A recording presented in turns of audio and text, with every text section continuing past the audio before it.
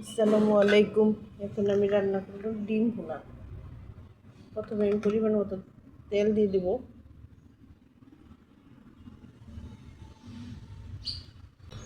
ডিমগুলো ভেজে নেব।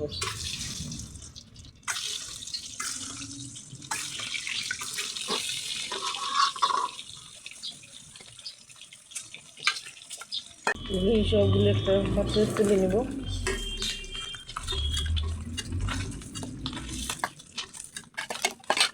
আমি পেঁয়াজ কুচিগুলি দিয়ে দিব।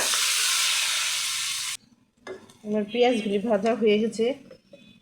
এখন আমি দিয়ে দেব আদা রসুন বাটা। এখন দিয়ে দেব পরিমাণ মতো পানি।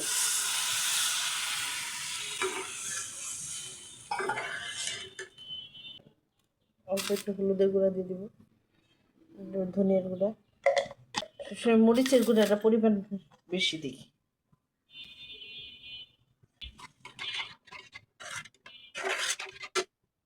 দিয়ে দিব। আমার মশলা কষানো হয়ে গেছে। সাথে দুটো তেজপাতা দিয়ে দিলাম।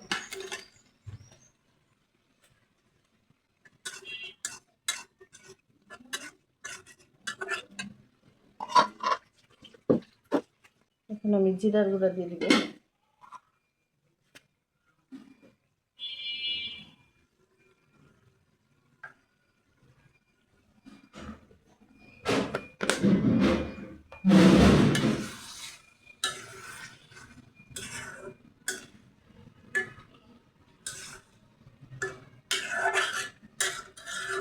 আমি এখন চুলা থেকে নামিয়ে ফেলবো।